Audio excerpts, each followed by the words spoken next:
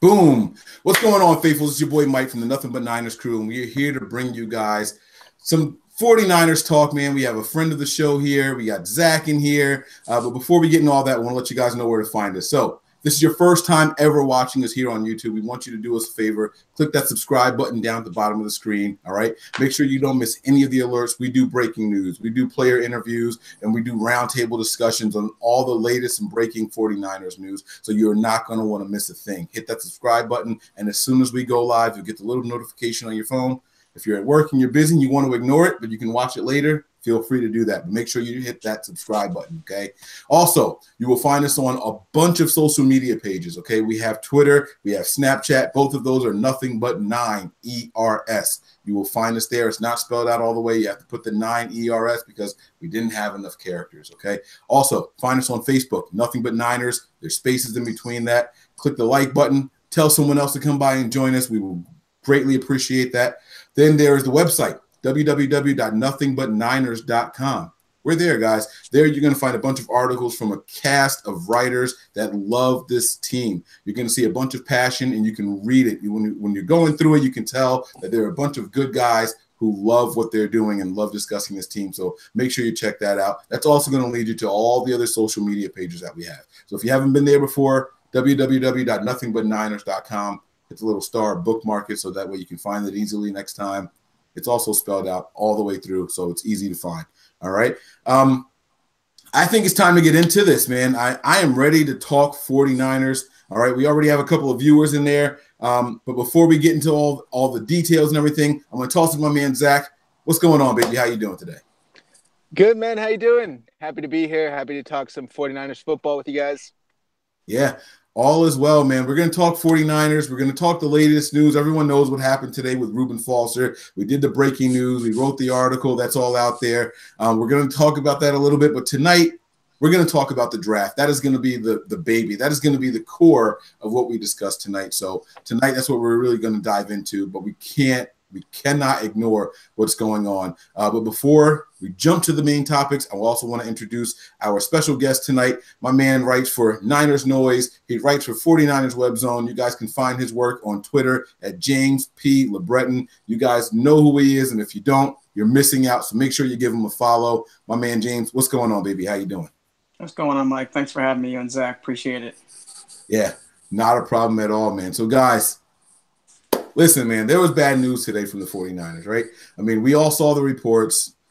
Charges have been officially filed, against Reuben Foster. But originally, we thought that there was a deadline. I don't know where this story came from, that there was a deadline for the DA to press charges against or file charges against Reuben Foster. And that was quickly, deaded. But I won't even say it would happen quickly. It was like right as the deadline approached, people said, hey, by the way, that report was wrong. There is no deadline. There can still be charges filed against Reuben Foster. And sure enough, today it happened. And a lot of 49er fans went up in a tizzy immediately. I want to get your guys' opinions on it. So I'm going to toss it to Zach first, just so you can give us a recap and give us your feelings on everything. I mean, I want you to go into depth about this a little bit. I want you to talk about domestic violence in the NFL. I want you to break down Reuben Foster in general. A lot of people feel like this is this guy's fifth strike. He should be off the team. I want you to touch on that a little bit. I want you to touch on due process. That's something that I focused on when we did the breaking news. So give us your honest opinions on everything. And there's no right or wrong answer. This is just opinions. This is why people are tuning in, because they value what we have to say. So I want you to go ahead and break it down for the people, Zach. Yeah, most definitely. And I think that's perfect the way you worded it. There's no right or wrong. Everybody has their opinion on the situation. The sad truth to the matter is we all read that news release stating that Foster struck his girlfriend 8 to 10 times in the head. He ruptured her eardrum. He dragged her out of his house by her hair. He's a star player with all-star level talent. But the fact of the matter is you can't be performing like that off the field and expect to keep your job come back August, September. Due process, I see a lot of that on Twitter, but the sad part is that they're not they're not publicly owned. It's a private entity. So the NFL doesn't really have to let due process carry out. They're private owners, they're private businesses. At any time, Jed York can say, you know what, cut him. I don't want to deal with it anymore. It's not worth it. So I understand the whole let's wait and see he's innocent until proven guilty. But the fact of the matter is, this guy's proved incapable of not placing himself in situation after situation that causes himself and his own career harm. I mean, that's the sad truth. Whether it's the vaping incident in the draft, getting pulled over with marijuana, and now not only the domestic violence, but firearms, like he got charged. And I understand that it's California, the strictest state in the country with firearm laws. And it probably wouldn't have been an illegal firearm in the other 48 or so states. But he has to, again, be aware of his surroundings. He is an adult. It is his responsibility to understand where he is and the firearm laws of where he is. So I share very little sympathy for him, unfortunately. He has a problem that I wish him Godspeed in recovering with, but it's hard for me to try and sympathize with him for what he did. Yeah. There's a lot of people who feel the exact same way as you, Zach. I mean, if what they say is true, he's gone. I don't think anybody disagrees with that. But there's a part of me that feels like a guy can be stuck in a bad situation, and I'm not saying Reuben Foster in particular. So I want everyone to be clear here going forward. When I divvy off to what I'm saying, I'm not talking about Reuben Foster in particular. But before we hit record, I was asking the fellas, how does one get out of a bad situation in their own home? Does he just pick up and leave if a woman were to come at him in an aggressive way? Does he say, you know what, I can't put my hands on you, so I have to leave my house? This happened in his Los Gatos home. So I'm gonna pass it over to James. Feel free to speak on it as you wish. But I would love to get your opinion on everything that's happening with Reuben Foster. And before you even do that, first introduce yourself. Let people know where to find you. I know I gave out your Twitter handle. Reiterate that for the supporters that are watching right now, and then go into the Reuben Foster thing naturally. Definitely. Hey, this is James LeBreton, kicking it with Niner. Nothing but Niners over here. Twitter handle is James P. LeBreton. I write for 49ers Webzone and Niner Noise. You can catch all my stories out there. I just threw a mock draft out today on 49ers Webzone. But it's about 75 stories down because 10 minutes after I broke it, the Ruben Foster news hit. So there's like everybody's perspective and their grandmothers. Thanks for having me on, guys. This is a really sensitive subject, and there's never a way that it won't be a sensitive subject.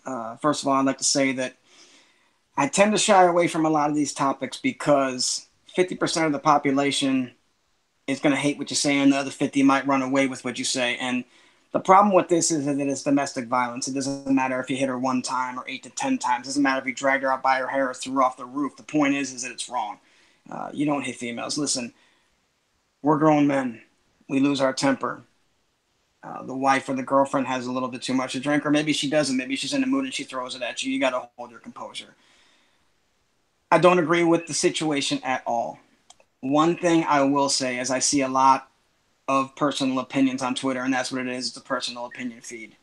I've seen a lot of shade, and rightfully so. I mean, there's no positive to come out of this, not for him, not for the organization, not for fans. And mind you, I was a big Ruben Foster supporter. I wanted him on the team big time. I even mocked him to them. It's tough. Regardless of how good Ruben Foster is, and he had the potential. I feel like it's not an Alden Smith situation, but the potential to be that great, and then this happens. It's the elephant in the room, and it's lightning strikes twice, and it's all these horrible things. Man, this is the kind of topic where you just got to take a deep breath before you say anything. Yeah. There's not a bad thing I could say about Ruben Foster because he's already done more harm to himself than I ever could by saying anything. It's a terrible situation. The man, I don't know that he's done with football. I think that he's probably done with the 49ers, but the people jumping on there saying he needs to go now, we talked about it. It's still a business. Right or wrong, they still have to weigh everything. But at the end of the day, regardless of what happens, he's not going to be the guy who, if he plays, gets 20 sacks next year or 150 tackles. He's going to be this guy. It's always going to follow him. And like you say, man, I pray for the situation. I pray more for her, but I pray the dude finds his way because, yes, it's a horrible situation. Yes, he's wrong, but, pointing fingers in this incident, it doesn't help anybody. You're absolutely right, man. And both of you guys are. Domestic violence is not a joke. It's not a laughing matter at all. And it's nothing to be just shoot away. I do have one more question for you guys, and then we're going to go ahead and get to the draft. But you know, if it comes out that he's innocent, this cloud is still going to hang over his head, right? People are still going to talk about if he's proven innocent, they're going to say, "Oh, he paid her off." You know, I'm looking through the comments here, and people are saying he's either going to cop a plea, or he's gonna pay her off. He's got an expensive lawyer, so he's likely to get off with things, or he's going to pay this girl off. And so, no matter what, in the court of public opinion, there is going to be a cloud over Reuben Foster's head. So my question to you guys is this: Ray Lewis faced a much more serious charge than what Ruben Foster's facing. And in no way am I comparing the two, but I do want to figure this out. How did Ray Lewis seem to get away from that stigma? Because at the end of his career, no one mentioned that until he got to the Super Bowl with the Ravens in 2012. That's the only time I heard anyone bring it back up again. It seemed like Ray Lewis found a way to beat the system, to beat the stigma. Was it because it was before the social media days, or what? I want to get you guys' opinions. So I'm gonna toss this to Zach, and then we're going to give it to James right after that. You guys can just go right from one to the other. But I want to figure out, how did Ray Lewis do it? How did he break such a bad stigma attached to his name to go on to have a Hall of Fame career? Yeah, that's a tough one. I will say this. I am definitely not the youngest person, but I am 23 years old. And to be honest with you, I don't even know much about the Ray Lewis situation. I know he was charged with murder, and he was found not guilty, even though there was strong evidence suggesting otherwise.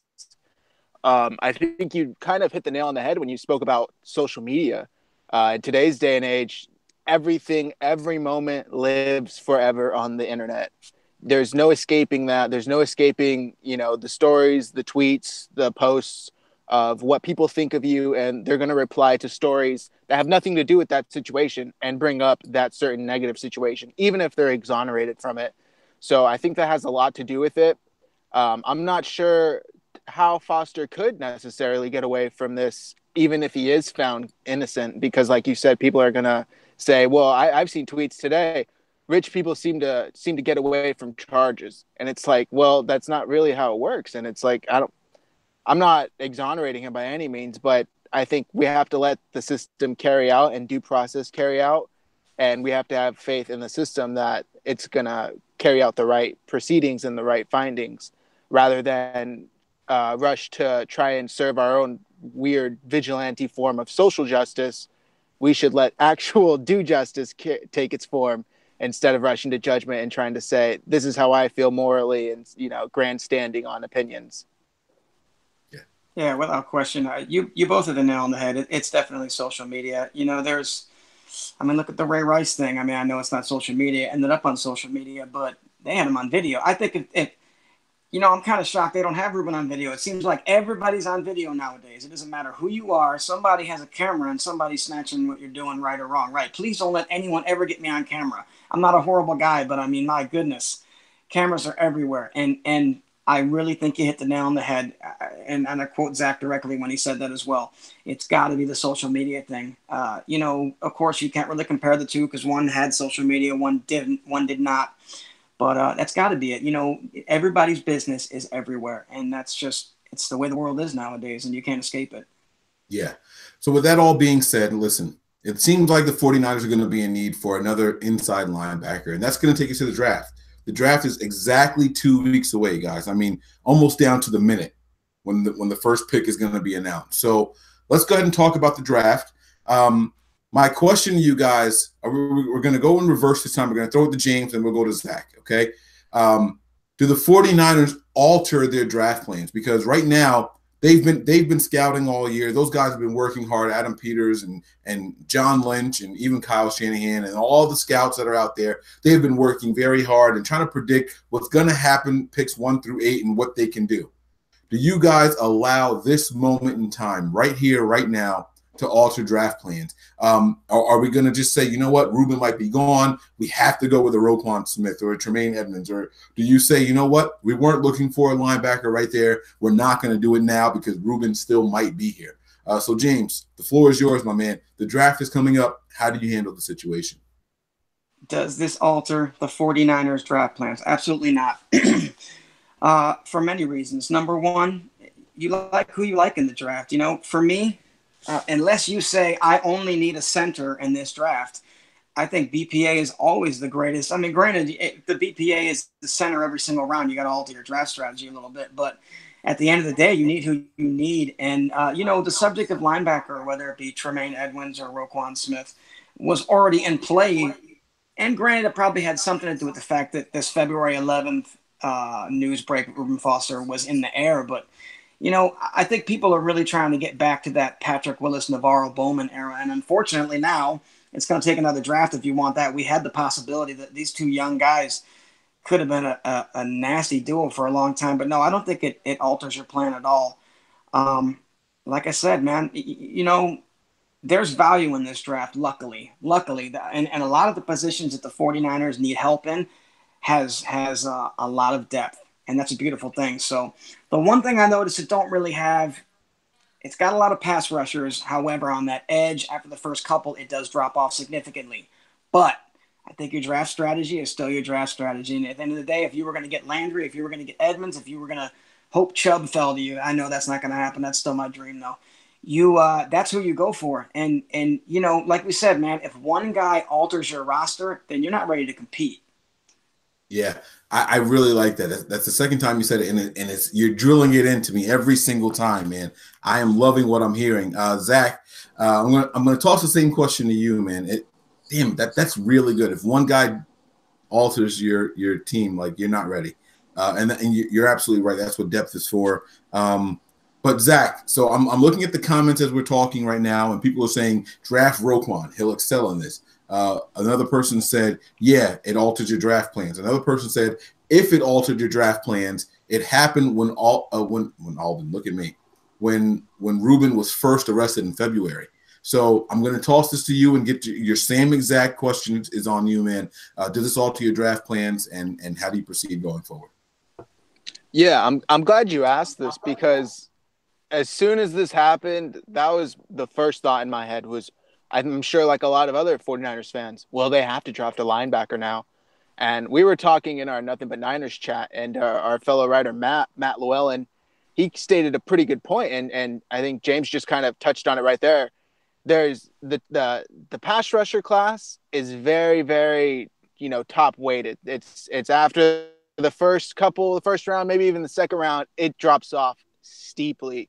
Whereas the linebacker position, there's some pretty good linebackers you could find in the third, fourth, fifth round. I mean, there's guys like Sky Moore, there's guys like Dorian O'Daniel, there's guys, you know, the one from Ohio State, Jerome Baker. There's plenty of depth linebackers that could be, you know, solid starters. They drafted Borland, and I can't remember what in the middle of the draft, though. Definitely, he was no first or second round pick. So I think the 49ers. You touched on Roquan Smith. I would say draft Roquan Smith if you were already going to draft Roquan Smith. If you weren't going to draft Roquan Smith, I don't think this is significant enough to make you draft him. If the plan all along was Harold Landry, or like James said, hoping for Chubb to fall, you stick with that plan. You don't let one player's arrest or possible release alter your draft plans 2 weeks before the draft.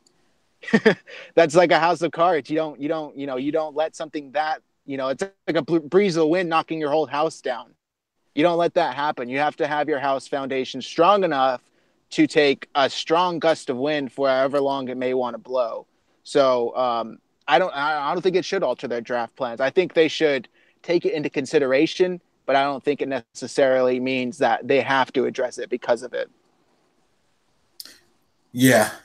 I'm inclined to agree with you. I don't think that this is something that's going to alter my draft plans. I'm not going to lie to you guys. I think earlier today I was like, it might have to, because, you know, so how do you determine whether or not one person alters your draft plans, right? That's kind of the question that we're facing here, and it's how good is this player? So I asked myself, is Reuben Foster an all-pro type player? He might not get the accolades, but is he that good? Guys, from the first snap I saw him take, the answer is yes. That guy is that good. But the question is, are you going to get that kind of player if you draft someone else? I don't know that. And so I think what James was saying is kind of swaying me right now. I don't know if that's the option. I don't know if we're going to get that with a Roquan or a Minka, So I'm kind of pulling back from letting it alter my draft plans. If you're one player away, you weren't that close to begin with. So that is something to live by. And so now the next question is this. I think we all agree you can't let one player deter you from your long-term goals. I think we all agree on that, right, fellas? Yes, good? Sir. Okay, so here's the question. I'm going to give it right back to James. I want you to tell me what you think the 49ers' biggest need in this draft is, okay? And I know you said we should go best player available, so it's going to be a two-part question.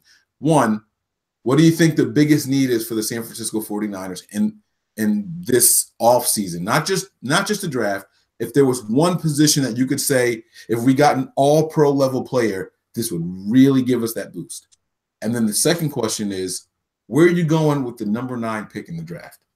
All right, so they're two separate questions, completely on opposite ends of the spectrum. But number one, if there was one player, if you could insert one all-pro at any position on this roster that you think would set us over the top, what is that position? And then the second part, or the second question, is where are you going with the number 9 pick in the draft and why? Well, for me, it's Chubb. It's Chubb all day. I know people love Nelson. I love Nelson too. Listen, there's two things in this game that matter the most, okay? It's protecting your quarterback and getting to the other team's quarterback, and that's it. All right? The rest matters, but that's the two biggest, most important things that you could possibly do in this game. You stop their quarterback and you help yours excel. But for me, as much as I like Nelson, I guess maybe, man, it's split 50-50, but I got to go Chubb because, God, man, yeah, I'm just thinking of Chubb, Solomon Thomas, DeForest Buckner. I'm thinking of all this unit gelling together, and it's just scary. Man, I almost want to hand out, like, sorry cards for the rest of the NFL if we could pull that. And like I said, it's equally important to protect that quarterback too. So if Nelson fell, great. Yeah, the two guys who want to fall probably are not gonna. And that's not being negative. That's just being real. The second part of that question, who do I take in this draft? Okay, well, like you say, man, I dab with the possibility of a couple guys falling. But for me, as I said before, after the first or second pass rusher, it's a lower floor than it is a ceiling. And what I mean by that is these other three guys are so good that they just pull away from the pack. You got Chubb. I know a lot of people like Landry. I like Davenport. I like Davenport more than Landry. I know they're on the Harold Landry, the bus. I know, I see. Listen, this is my thing, okay? I like Davenport. He's got long arms. He's raw, fine. He gets to the quarterback. He's relentless. It's funny. Landry, and it's funny that it happened today. I'm starting to like the kid, and I don't mean like, I saw a video how polite he is. I mean, I did not look at any of his tape originally, and that's not fair on my part to say I like Davenport better. The reason I did, and this is going to come out funny or you're going to think it's wrong, I am still so jaded by the Trent Baalke era. I don't want any injured players in this roster, and I know it's an ankle, okay? But he's a big dude, and that ankle's carrying all that weight. So let's be real for a second and say that the top 10 pick better impress. Okay, it's a top 10 pick. You want all first-round picks to impress, but the top 10 pick better hit. Like square nail on the head, better hit. All right? And like I said, I watched a little tape on Landry today, and he seems like a really well-spoken guy. I don't know if it was because he was so articulate and he was so nice and he seemed like the kind of guy that you wanted to hang out with, and it was more intensified today by the Reuben Foster. I don't know. For whatever reason, I started watching this tape today, and I was impressed. However, and not because of the Reuben Foster thing, I go linebacker first. Yeah, and it's not Roquan Smith, it's Tremaine Edmonds for two reasons. For three reasons. Number one, the kid's a superstar already. Excuse me. And he's 19 years old. This kid's going to get better and better and better. The third reason is because he can play Leo. If you got somebody big on that edge that comes around and he's behind them, it's like you're not going to get Justin Smith, Alden Smith, but let's be honest, Alden Smith was amazing, but how great was he without Justin Smith in front of him? That was a two-part package, right? So if you can get that Leo and then put somebody on there, maybe Solomon T can draw the double team. I wasn't overly impressed with Solomon Thomas the first year. I'm hoping for greater things this year. But yeah, I went Tremaine Edmonds, and a lot of people didn't, but I did. I just think he's that guy. He's going to be that kind of player. And for me, I think that he can operate Ruben-esque.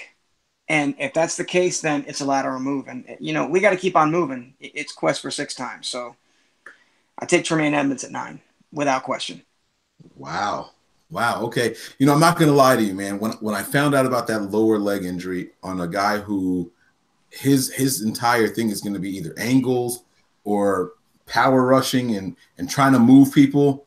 When I found out about the ankle injury, I was like, I don't know. But it's tough. Yeah. It's really tough. The talent is there, and you can see in the 2016 film, 2017, you see the step back and you understand why when he explains to you the lower leg injury, and then there was another injury on the team, and they said, "Are you going to be ready to go? The team needs you," and he was ready to step up. So you kind of understand. You want to sympathize with him, but man, that is a lot. You don't know if this guy is ever going to recover. I listened to another podcast today. It was the 49ers Insiders podcast, and that is with Matt Mayoko. If you guys haven't subscribe to that or check that out, make sure you listen to the 49ers Insider podcast with Matt Mayoko. He had on Ian Williams, formerly of the 49ers, who also had a lower leg injury, a very nasty cut block that ruined his career. And Ian Williams was almost in jeopardy of losing his foot over this injury. You know what I mean? Yeah. He signed a 5-year contract with the 49ers, and a couple of days later, the 49ers withdrew that contract. They gave him a 1-year thing. They put him on IR. He never played football again. His career was over. Those lower leg injuries. Yeah, those lower leg injuries for guys who are putting a lot of pressure and weight on there, that's a real thing. And like James was saying, I don't quite know if I would invest that in the number 9 pick overall. So I'm going to stop. I'm going to pass it over to Zach. So the same 2 questions for you, Zach, man. Number 1 was what do you think is the biggest priority for the 49ers? You install an all-pro type player. What sets us over the top? And then number 2, where are you going at 9? We got to know. All right. Well, it's a tough one. Like James was saying, it's like 51-49 pass rusher and guard. Nelson is probably the best guard we've seen in I don't even know how many years coming out of the draft. Chubb is a fantastic edge rusher, and if he fell, the 49ers should be salivating at the lips, you know what I mean, waiting for him like a dog looking at a steak. They should even be thinking about trading up if he's there past 5. I don't know. But I have to go, as much as I want to say protect Jimmy G, I think his pocket presence will improve along with his footwork, and he can make some average, mediocre linemen probably look a lot better than they are. As you notice, the linemen that were in play last season got better and looked better towards the end of the season as the Niners reeled off 5 straight wins, I might add. But I would have to go with Chubb as well, but after what all you guys just said about his injury, if you're not comfortable with Chubb, take Davenport or maybe even trade back into the second round, or in the second round, wait till the second round for a player that we're ready for. But I think they have to address the edge rusher within the first 2 picks, regardless of how they do it. And as far as who I would go with 9, personally, I would still go with Landry. I am driving the Landry bus right now, waving all my flags, honking my horns. That is my guy. I would want him. I'm not saying they're similar players, but I am constantly last year when I was joining you guys on show screaming Derek Barnett and the 49 T. And I'm so glad you agreed that, James, that it wasn't anything impressive of a rookie season, because a top 10 pick better impress. Shoot, a top 3 pick better impress. That's all I'm saying. So if you're taking him at 9, I don't think the expectations are as high as a solid T was last year, but you still expect some, pro flashes from your top 10 pick. I would take Landry at 9, and I'm going to add this in here, even though I know I'm kind of cheating. I would trade back into the first a la last year like they did with Reuben Foster, and I would take Rashaan Evans late in the first round. That solves your pass rusher. That solves your inside linebacker. You get 2 potential all-pro talents, and you move forward. Yeah. Yeah. So that's kind of actually what my next thing is going to be. So let's just say, let's because we don't know what this draft is going to be like. Okay. There right now, people are projecting there to be, what is it? We got Josh Allen. We have, Sam Darnold.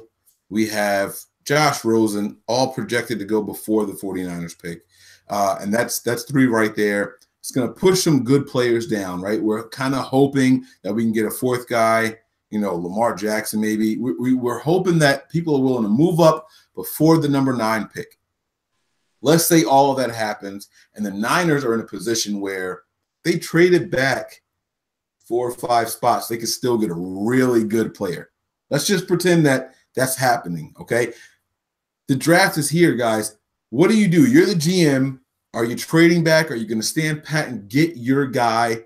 Or are you going to try to build up for the future? If you trade back, that gives you some ammo to do what Zach was just saying and move back up into the first round and secure the future long term. I'm going to go in reverse so Zach can reiterate what he said, or if he wants to change his mind a little bit. But how do you handle this? I mean, if you're presented with the opportunity to trade back in the first round, are you going to take it or are you going to stand pat? Why or why not? Let us know. I think a lot of it has to do with how the round falls, like you kind of alluded to right now. A lot of quarterbacks are kind of predicted to go in the top 5. So I saw Benjamin Albright, I think the other day, tweet something like pretty much 4 out of the first 5 picks are like 80% going to be quarterbacks. Kind of like what they did last year. If they could move down and acquire picks and ammo for the future and still get select in the first place, like they did with Chicago last year, I don't see why they wouldn't do that. The problem is, how much of a guarantee is it that the player that they want is going to be there? So I think you only do this if you're comfortable with somebody and then also have a plan B just in case that player isn't there. And I'm not sure if there are too many players that are kind of, plan A, plan B in the first round for the Niners, at least that they're targeting. Maybe there's a few pass rushers that could go late first round. Not sure how far Davenport falls. Maybe even Landry takes a fall. But I think they have to be pretty certain that the picks between where they are right now and where they're trading down, their guys aren't going to go. So it's a pretty big if, but I would do it. I think it's worth it. I think it's worth selecting the future, the ammo for the future, if you have a pretty good chance that your guys are going to be there still.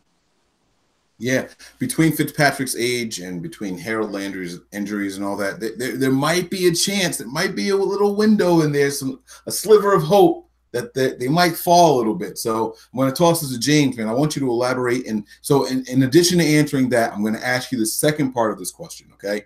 So 1, are you going to trade down if some guys fall to you? Okay, why or why not? Or are you just going to get your guy and be sure? And then the next thing is this. All right, we're not going to go through all 7 rounds. I'm sure there's a ton of players that the 49er fans would love us to get, but we're running short on time. I want to go ahead and start to wrap this up a little bit. So 1, are you going to trade down? Why or why not? And 2, if there are 3 positions, not players, but if there are 3 positions you would love to see this 49ers team address going forward in this draft, what are those 3 positions to set us over the top? Well, anytime you start talking about trade partners, it's what are they offering?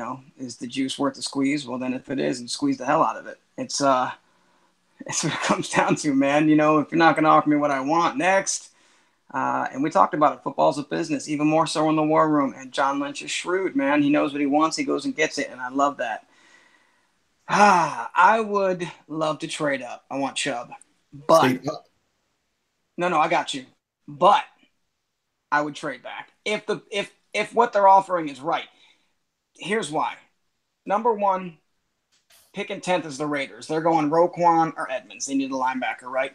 After that, I could see Davenport, Landry, and maybe even one of the 2, Smith or Edmonds, being there at 13 or 14. That's a very good possibility. It depends how it all falls, but you're talking 2 or 3 of those guys. Hell, if even one of them is still there and he's on your board, well, then great.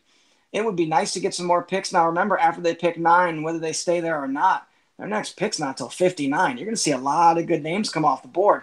Now, I'm not upset about that early second-round pick being gone because now there's a quarterback in the mix for us with Jimmy G. However, it would be nice if they could trade back to 12 or 13 and still get like a number 40-something pick. That would be fantastic. If that's in the cards, well, then great. And like I said, man, it's got to be worth it.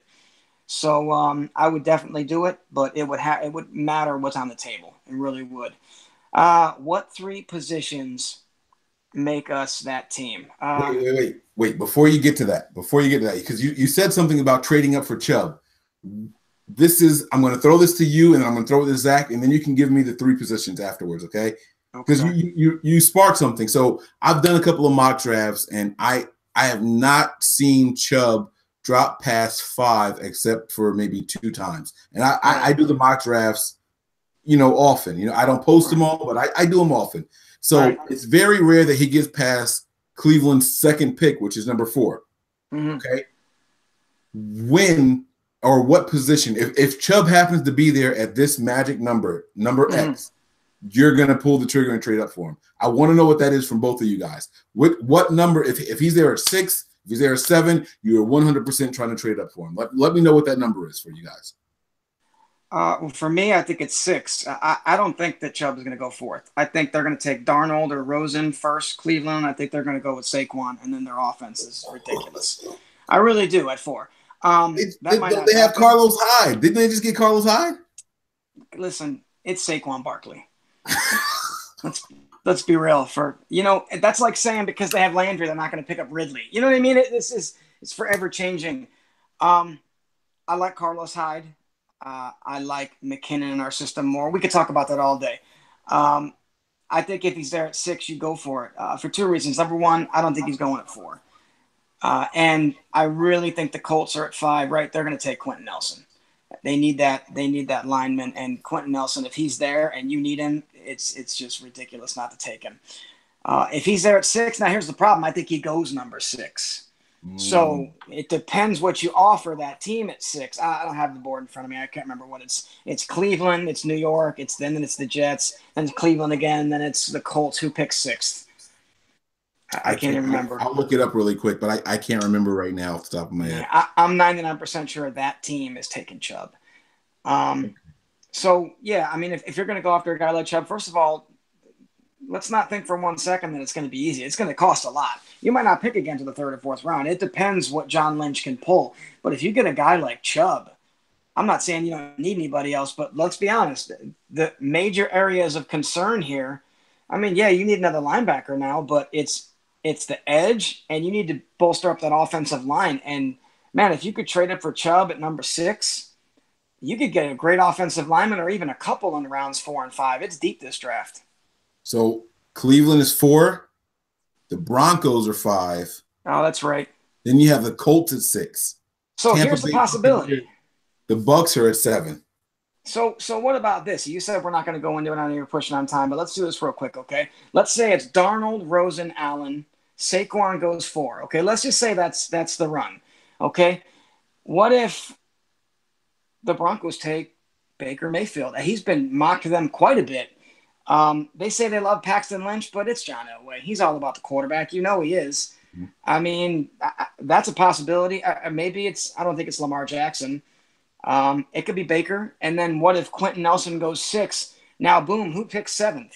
Is it the Buccaneers and then the Bears, right? Well, they both need secondary help. What about if Minka and Ward go and then Chubb's there at 9? I kind of played with that a little bit. Is it going to happen? I don't know. Would it be great if it did? People would probably be calling me, asking me how I knew that. The fact remains that anything can happen in the draft. Well, people say, no, Chubb's going number this. No, he's not. Until 7, so you got 8 picks ahead of us and 2 are Cleveland. Until those 7 GMs sit in a room with John Lynch and they all look at me and say, we're not taking Chubb, anything is possible. Until they say, this is who we're taking, anything's possible. So, yeah, man. So what's the next question now? What are the 3 areas of need? Yes, sir. It's got to be edge, guard, and I say corner. I know we got Sherman, but I think you need to build on that. I love Sherman. Listen, it's funny. I never thought I would say that. I really didn't. And it was never, I hate Sherman because he did this, this, and that. No, I hated Sherman because he's really good and he made us look silly. That's it, man. If you don't like a guy, it's not because he has poor etiquette at dinner and he chews his mouth open. No, it's because he's a playmaker and he made you look silly and he took your team to town. So honestly, if they got another corner in there that could learn from Sherman, was he on a 3-year deal? Most of the time it's a 2-year. If they re-sign him, great. I think Akello is amazing. You get another guy like Akello and put him under the tutelage of Sherman, and you're talking about 2 corners with Sherman-esque ability, or at least straight from the horse's mouth for the next 6 to 8 years. And if you play it right, maybe 10. I mean, people don't realize it. It's, oh, we have Akello and we have Sherman. All right, but let's build for the future. You don't got to take him first, but get a guy in there that can learn from him. I mean, at the end of the day, that's what shot us in the foot. When we should have been planning for the future, Balky was picking up injured players and messing around with what could be. No, get me a guy in there that can learn from this amazing team so the process can continue itself. Yeah. I love it. I absolutely love it. And, the worst case scenario was this, right? You pick up a young stud. He's really, really good. You know what? You can release a guy like, don't kill me here, faithful, but you can release a guy like Sherman and plug that new guy in. You can save on cap money. Now, all of a sudden, free agency, you got some more money to play with and things like that. There is never a bad time to take a good young player that can replace a veteran. I'm sorry, it's the business. Like we've been saying all night, it's a business, and those are the things that you have to think about. So, Zach, the question falls to you, man. I want you to start with, at what point do you trade up for Chubb? If Chubb gets past pick number, who do you trade up for? Or when do you trade up? And then the 3 positions that you want to see the 49ers address to send us over the top. All right. Well, I guess I'm one of the doubtful people that James was talking about, because honestly, I don't see Chubb falling to us unless they trade up before Cleveland's 2nd pick. So I'm thinking 3rd overall, the Niners got to sneak in there and get him. And I think they would have to kind of work out a 3-team trade, because who picks 3rd? The Jets? Yeah. I don't think the Jets are going to want to go from 3 to 9 without a guarantee that their quarterback that they're probably going to take is still going to be there. So 100%. I think they'd have to orchestrate some sort of 3-team trade to where somebody picking like maybe 5, 6, 7 is willing to swap that pick with the Jets as well. I don't see Chubb falling to past the Browns' 2nd pick, unfortunately. I guess there's always a possibility they could go Saquon. I've read a lot of articles saying that the worst thing they could do is get a quarterback and a running back in this draft. I know a lot of people feel differently about that, but I think they'll probably end up taking Chubb at 4. So they'd probably have to trade. The Niners probably have to trade up till 3 to get him. As far as my 3 positions, that their top 3 positions in need, I'm going to go definitely edge rusher, and then I'm going to go guard. The only thing is I'm having a hard time debating between linebacker, corner, and I know people are probably going to kill me for this, and I'm looking more towards the future than for now, but I'm going to throw a wide receiver in there as well, because aside from Trent Taylor in the slot and Kendrick developing at a great rate, let's be honest, he's developing, he's coming along, but we're not sure if he's going to become a 1,300 yard wide receiver in the next 2 to 3 years. Until he proves otherwise, I think the 49ers should plan for the future instead of just what James said, repeat what Balky was doing, kind of being content with what they have right now, even though Goodwin and Garcon are in their 30s. I think it would be wise for them to invest in a young wide receiver who's capable of, carrying the team, not necessarily carrying the team, but producing at a high level for the team in the future. It doesn't have to be this year, doesn't have to be next year, but in the next 2 to 3 years, I think it's only smart for the team to try and develop a wide receiver, especially in somebody as smart as Kyle Shanahan. Give the guy his tools, give the guy his weapons. He's got his quarterback, he's got his tight end, he got the running back he wanted. You could say Goodwin and Garcon were wide receivers he wanted. Let him draft his own wide receiver, and he drafted Trent, but let him draft an outside wide receiver, somebody who's over 6 feet and can take a hit and can go up and jump and get the 50-50 balls more often than not. Yeah, I like that a lot, man. I'm right there with you with having wide receiver in my top 3. So here's my pecking order. Okay, so before I answer that, actually, let me tell you guys when I would trade up for Chubb. Okay, in all of the drafts that I've done, I have traded up with Cleveland to get Chubb. Okay, because this is what I think about it. Cleveland can get a running back, they'll be happy with it. They can get another wide receiver because Josh Gordon's gone after this year. They can get an offensive lineman, they'll be happy about it. They can get a running back. So there's a couple of positions that I feel like Cleveland would be content with getting. Their second pick, as long as it's in the top 10, I think they'll be okay. Inside linebacker. You know what I mean? I've been saying we should trade up with Cleveland. So if he's there at 4, we got to be on the phones and we have to be willing to make a trade. I think 3 is a little early, and I don't think the Jets are willing to let go of a quarterback. Quarterbacks change. That absolutely changes the dynamic of a franchise. So I don't think that the Jets are going to be willing to do something like that. So my call is Cleveland at number 4. Yeah, it would be nice to have a pass rusher, but we just got Myles Garrett. He was coming off of injury. He's going to be healthy this year. Let's see what he can do. So that's my logic there. As far as my top 3 positions, I mean, I've wide receivers up there for me, but it's going to be edge, wide receiver, and then inside linebacker. Now, before everyone kills me and says that I don't know what I'm talking about and we need offensive linemen, I'm a little bit more optimistic than other people are. I really, really want to see what Josh Garnett can do with his new body, his new shape, his new weight, and how he's going to come out swinging for the fences. I can't wait to see what this young man can do. Between him and Cooper and our center that we just picked up, I really want to see what this offensive line looks like. I am praying and hoping that Trent Brown comes back 100% and we can get another season or 2 out of Joe Staley. If Garnett can be who we think he is, that's a really good offensive line. So that's what I'm hoping for there on that front. I mean, you know, the draft is a crapshoot. We can sit here and talk draft all night long and all day. The fact of the matter is this: one pick alters the entire rest of the draft. Everyone then shuffles their draft board. We're never going to nail it down. We're never going to get it right. So I'm going to end it with this. I'm going to pass it back to James, and I'm going to pass it back to Zach. I want to know a late round draft pick that you guys have had your eye on. Now, if you don't have one, it's okay, but someone that you think has a lot of potential that you think we could get a little bit later in the draft. Give me at 3rd round, 4th round, whatever, maybe our 2nd, 3rd round pick, whatever it is, someone that a lot of people might not have had their eyes on that you think, you know what, this guy would change the face of the franchise if he lives up to his ceiling.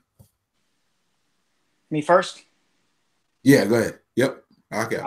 Well, I know exactly who that guy is, and I think he can handle the edge. And I'll tell you, this is the main reason I didn't go edge in the 1st round. Unless Chubb's there, of course. We talked about that. I've got defensive tackle Hercules Mataafa, Washington State University. This kid is a monster. I don't know if you've ever seen his tape. 45 and a half tackles for loss in 34 games, 21 career sacks, forced 3 fumbles. This kid's about 250 pounds. He plays defensive tackle. And if you watch his tape, he's going toe-to-toe with guys that are 50 to 70 pounds more than him.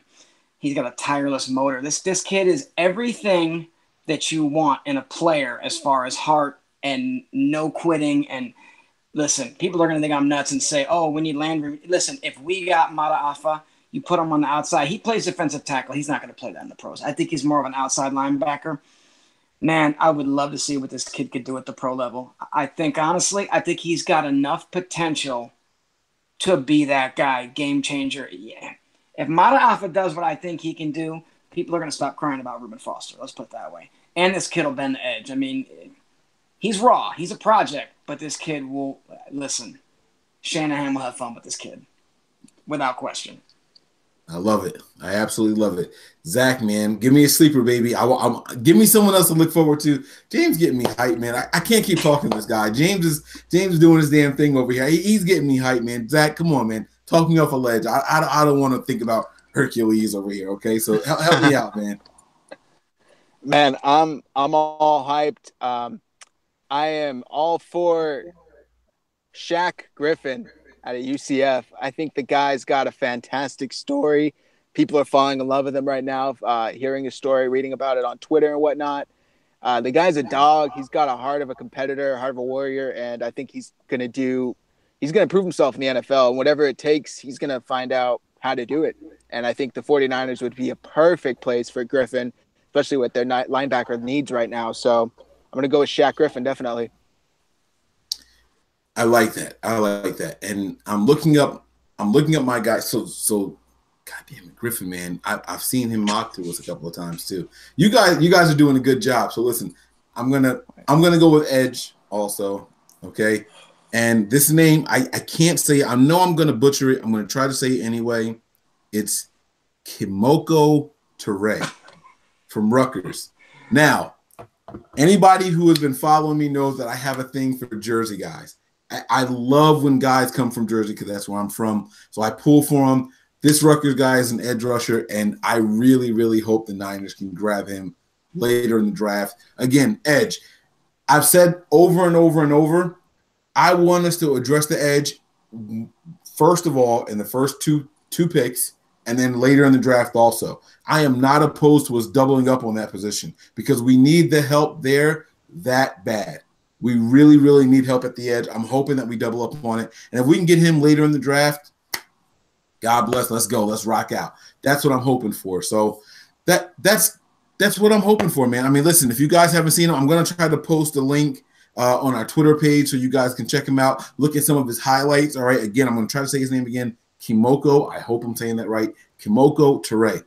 Hopefully I'm saying that right. I am probably butchering it. I apologize in advance, but hopefully you guys can check it out, okay? James, I want to toss it back to you because you are our special guest tonight. Is there anything else that you want to say or you want to touch on before we get out of here tonight? Yes. First of all, thank you for having me on the show. It was a blast. I love talking the draft. I love talking football. 49ers are where it's at for me. So, yeah, I'm just right now, it's not a whole lot, man. Just draft, Check out my mock draft on 49ers Webzone. A lot of great writers on there. Check out Niner Noise too. Man, I work with a lot of great guys, and they got a lot of great opinions. You guys are great too, man. I love what I do, and I love people who love what they do. So, yeah, man, that's it. Thank you. I appreciate it. Awesome. Thank you for joining us, Zach. Is there anything else that you wanted to leave us with before we get out of here tonight? Yeah, I just wanted to say thanks to James again for joining us. This was great. We'll have to have you on again, man. And Rashaan Evans, if you haven't heard of him now, look him up. The guy is a dog. I'm telling you, they're going to have to trade back into the first to get him. And I'm signing off with that. You will not hear another peep out of me. I absolutely love it. Faithful, learn the name Rashaan Evans. Even if he's not a Niner, you're going to be hearing about him, according to Zach. So I like it. I love the confidence. That's what we're going to be going for here. All right. Guys are doing their research, man. We're watching film. We're watching tape. We want to learn about these guys, whether we have them or not. You see, and that's the thing with the draft. We do so much looking at this guy could be good. This guy could be good. Okay. There's another guy who I love, but I don't think he's going to go as late as the third round, but I don't want to butcher his name, Okoronkwo. Okay, I don't know how to say his name, but you guys know I love him in the second. If we don't go edge rusher in the first round, he's who I'm hoping that we pick up in the second round. I'm hoping for a guy like Josh Sitton. There are so many players that I'm hoping for with that first 3 picks, but you just don't know how the draft is going to go. There are a lot of guys that you fall in love with during this draft process that are never even close to landing on your team.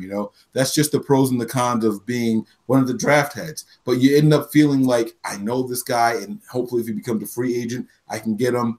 So that's where we are right now. That's the game that we're playing right now. I want to give a special thanks to James again, James LeBreton. If you guys don't follow him on Twitter, James P. LeBreton, LeBreton. Did I get that right? Yes, sir. Great job.